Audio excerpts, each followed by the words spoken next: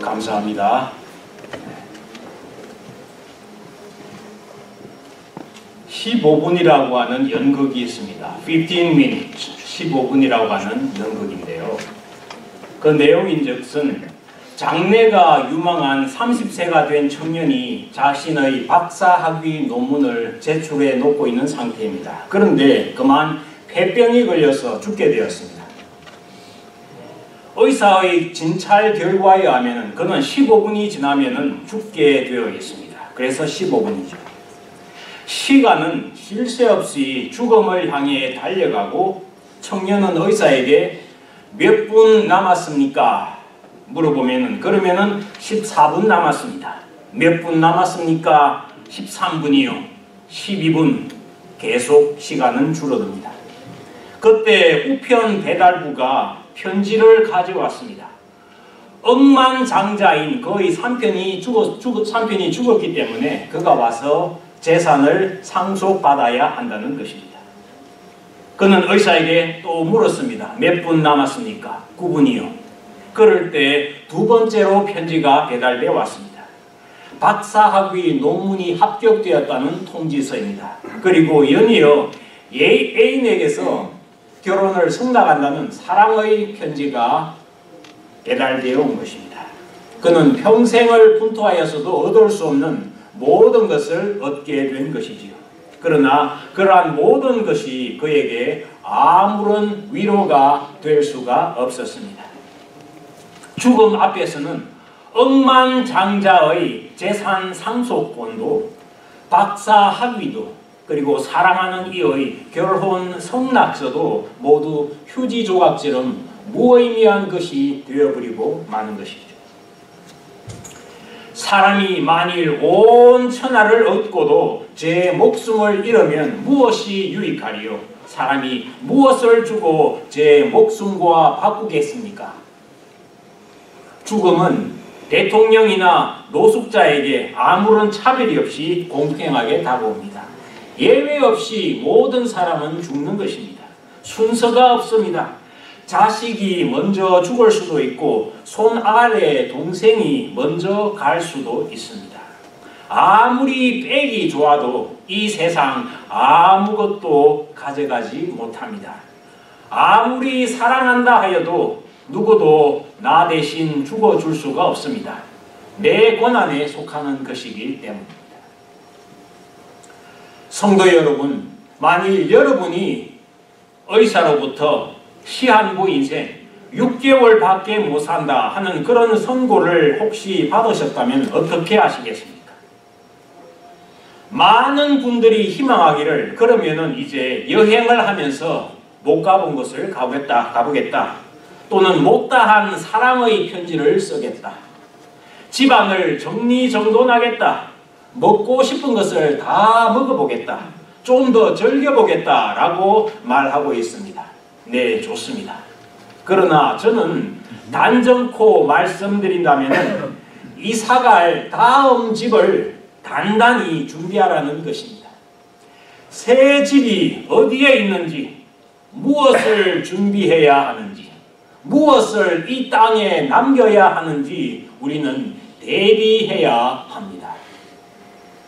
예수 안에 있는 사람은 죽음이 우리의 공포가 아니라 생명의 친구입니다. 마지막이 아니라 새로운 시작입니다. 하나님 아버지께로 가기 위해서는 반드시 죽음이라고 하는 이 예비 문을 거쳐야 천국을 갈 수 있는 것입니다. 그래서 장례식 때 우리는 잘 가세요, 굿바이 라고 말하지 않습니다. 다시 봅시다. See you later, see you again, 또 봐요 이렇게 말을 합니다. 제가 중학생 때입니다. 제가 처음 기독교에 대해 알게 되었습니다. 그때 성경책을 제일 먼저 처음 펼쳐보게 되었습니다. 그 전에는 성경책을 알지 못했습니다. 이 성경에 대하여 아무것도 모르는 완전 백지 상태에서 제가 오늘 본문의 하나의 미랄에 대한 그 썩어짐의 비유를 읽으면서 아, 참 좋다라고 느꼈었습니다. 그래서 제가 제일 좋아하는 성경이 요한복음이 되었습니다. 하나님의 말씀이 어린 중학생인 저의 심령에도 아주 잘 이해가 되더라고요.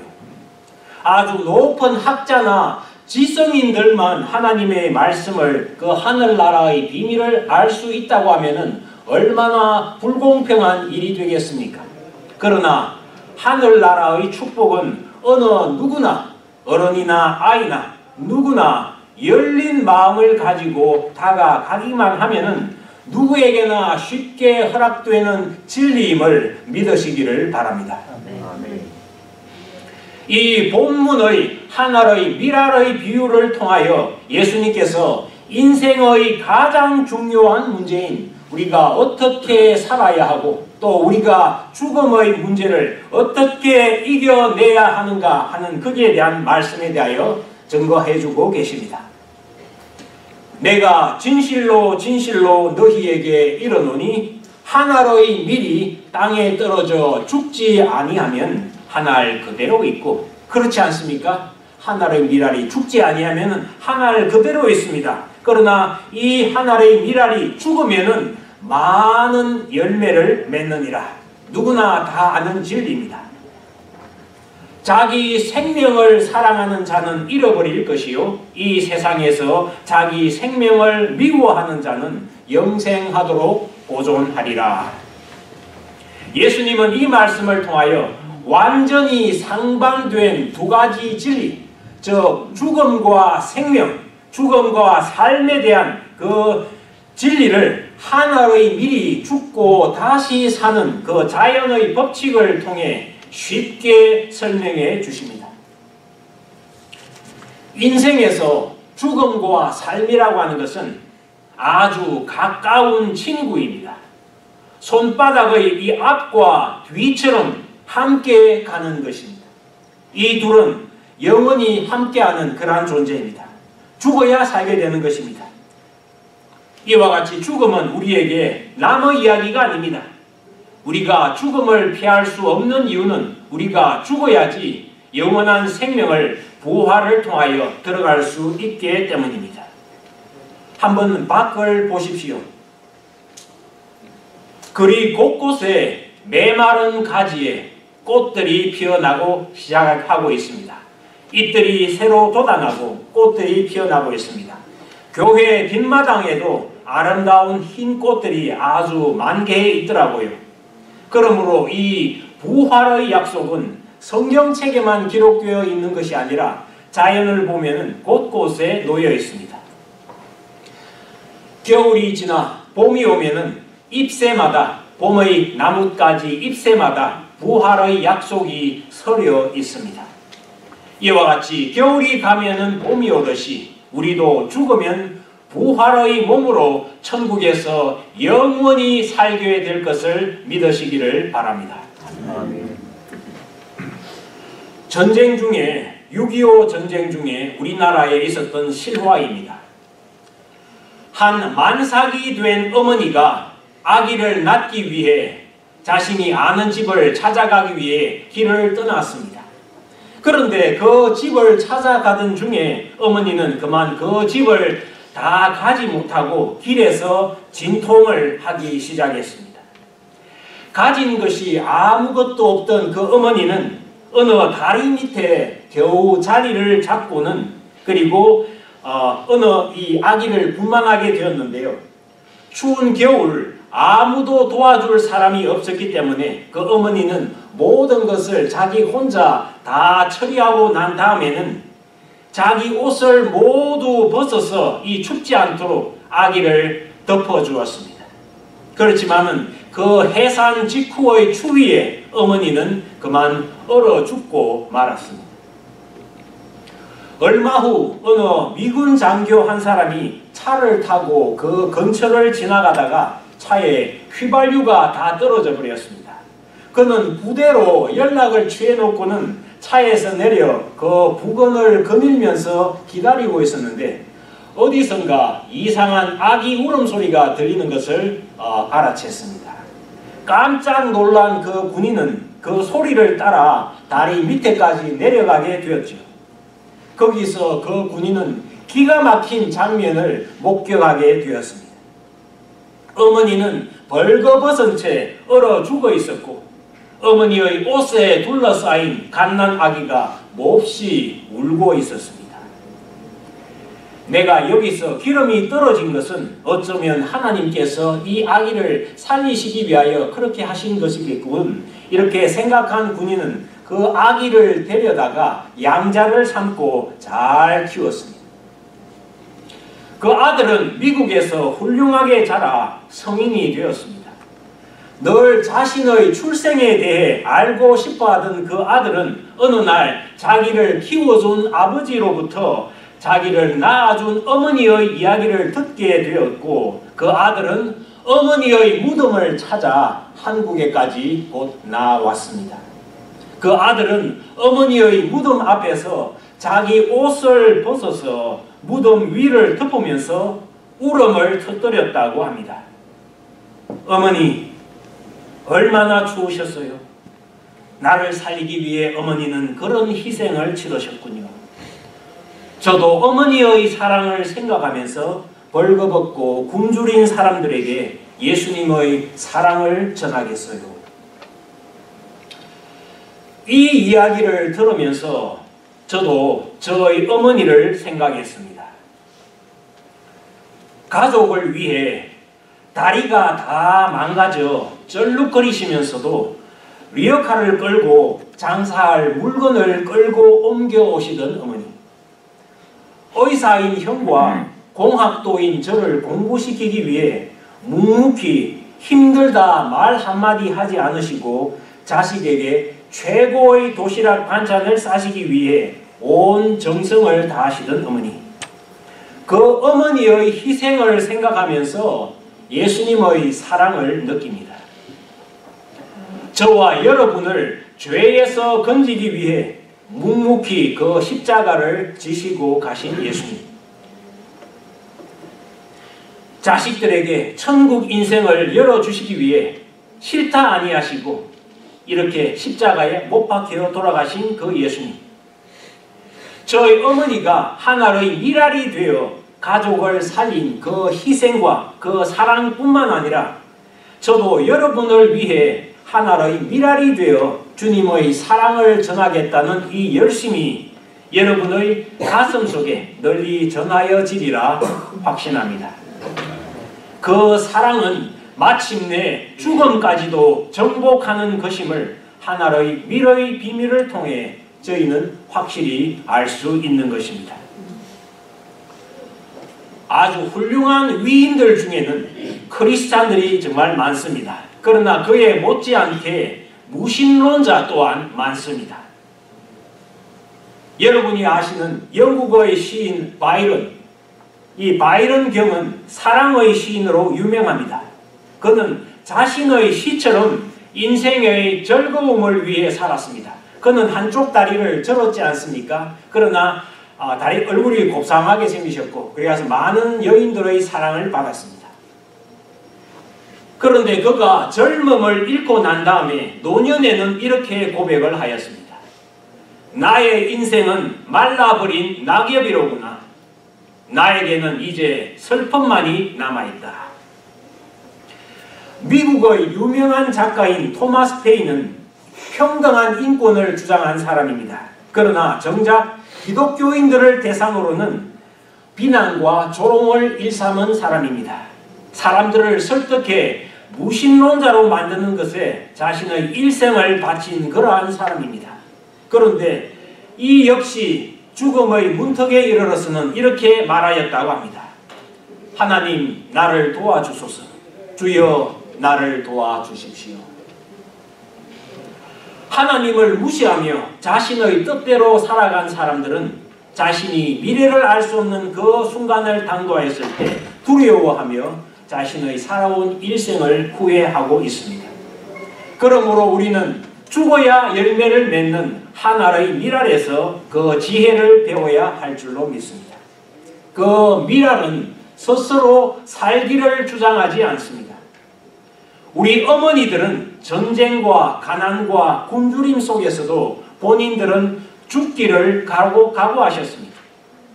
가족을 위해, 자식들을 위해 밀알로 썩어지기를 원하셨습니다. 그래서 오늘날의 한국이 있게 된 것이 아닙니까? 살겠다고 집을 나간 어머니들은 훗날 다 버림을 받았습니다. 철저하게 외면을 당하였습니다. 하나의 밀알은 자기를 주장하지 않습니다. 자기가 있는 그 장소에서 철저하게 썩어집니다. 썩어지지 않는 곳에서는 열매가 있을 수 없기 때문입니다. 우리는 어떠해야 되겠습니까? 먼저 믿은 부모가 자식들을 위하여 하나의 밀알로 썩어져야 될 줄로 믿습니다. 먼저 믿은 형제가, 친구가, 이웃이 서로를 위해 하나의 밀알이 되어야 합니다. 강팍한 그들의 마음 때문에 힘들다고 말씀하시겠습니까? 그러나 우리도 주님께 그러한 강팍한 사람들이었음을 기억해야 할 것입니다. 누군가의 썩어짐으로 여러분과 제가 이 자리에 있게 된 것입니다. 성도 여러분, 죽음 앞에서 인간들은 누구나 겸손해지고 매우 낮아집니다. 일생에 걸쳐서 신을 부정했던 사람들도 오히려 죽음을 앞두고는 자신의 삶을 후회하며 신의 도움을 간구하는 것을 종종 보아왔습니다. 이처럼 하나의 밀알로 자신의 미래를 준비하는 우리가 되어야 할 것입니다. 그러한 사람이 지혜로운 사람입니다. 그러므로 우리는 의미 있는 죽음을 준비해야 합니다. 그 뿌린 씨앗에 씨를 심고 그 씨앗에 물을 주고 그 다음에 잡초를 뽑아주고 사랑으로 돌보아주는 일, 그러한 일을 해야 됩니다. 그리하여 우리가 영원히 살 것처럼 꿈을 꾸고 그리고 내일 죽을 것처럼 오늘을 겸손하게 살아야 할 줄로 믿습니다. 기회의 문이 닫히기 전에 주님의 말씀을 쫓아 주님의 일에 최선을 다하는 저와 여러분이 되어야 할 줄로 믿습니다. 이와 같이 하나의 밀알로 썩어지는 그러한 사람이 될 때 영광스러운 상급과 면류관을 주님께서 준비해 주시고 우리에게 허락해 주실 것을 믿으시기를 예수님의 이름으로 축원드립니다. 어느 날 하루살이가 메뚜기와 같이 놀게 되었습니다. 그런데 이 하루 동안 놀다가 메뚜기가 이 하루살이에게 이야기를 하였습니다. 오늘은 그만 놀고 내일 다시 만나자. 이렇게 말을 하니까 내일이 뭔데? 그러니까 메뚜기가 답을 하기를 캄캄한 밤이 지나고 밝은 이 새벽이 비춰오는데 그렇게 되면 그것이 내일이야. 그렇지만은 하루살이는 메뚜기의 이 말을 듣고도 이해를 하지 못했습니다. 이 메뚜기가 어느 날 개구리를 만나서 함께 놀았습니다. 개구리는 이 메뚜기에게 이제 겨울이 되어 와서 추워지니까 이제 봄이 되면은 따뜻해지면은 다시 만나자 이야기를 했습니다. 그러니까 내년에 다시 만나자 그러니까 내년이 뭔데 이렇게 물어봅니다. 내년이라고 하는 것은 겨울이 끝나고 날이 따뜻해지기 시작하면은 다가오는 것이야. 그렇지만은 메뚜기는 개구리의 말을 알아들을 수가 없었습니다. 사람은 죽은 뒤에 영생이 있습니다. 그러나 내세를 알지 못하는 사람은 영생이 뭔데? 이렇게 물어보는 것입니다. 영생을, 내세를 알지 못하기 때문입니다. 우리는 하루살이가 아닙니다. 그리스도인들은 인생의 삶이 현세에서 끝나는 것이 아닌 것을 꼭 아는 그러한 사람들이 아닙니까? 기독교의 복음에서 영생에 대한 소망은 기독교의 복음의 절정입니다. 신앙의 절정입니다. 현대인의 비극은 미래를 알지 못한다. 미래에 대한 소망이 없다는 그러한 것입니다. 오늘에만 소망을 두고 살아갑니다. 그러므로 현대인들에게는 희망이라고 하는 백신이 철저하게 필요합니다. 그러나 그리스도인들에게는 미래가 있지 않습니까? 우리는 단지 예수님을 믿기만 하는 것으로 영생이라고 하는, 천국이라고 하는 어마어마한 그러한 선물을 받은 그러한 사람들입니다. 성경은 이와 같이 말씀합니다. 믿음의 선한 싸움을 싸우라. 영생을 취하라. 이를 위하여 네가 부르심을 입었고 많은 정인 앞에서 선한 증거를 증거하였도다. 영생을 취하라. 이와 같이 성경은 증가합니다. 우리는 영생을 향하여 나아가는 사람들입니다. 예수님은 사람이 친구를 위해 죽으면 이보다 더 큰 사랑이 없다고 말씀하셨습니다. 자식을 위해, 가족을 위해, 친구를 위해 우리의 유익을 내려놓고 많은 사람들을 살리는 썩어짐과 희생으로 하나의 미랄이 됩시다. 이것이 저와 여러분이 하늘나라 새 집으로 이사하는 가장 큰 준비입니다.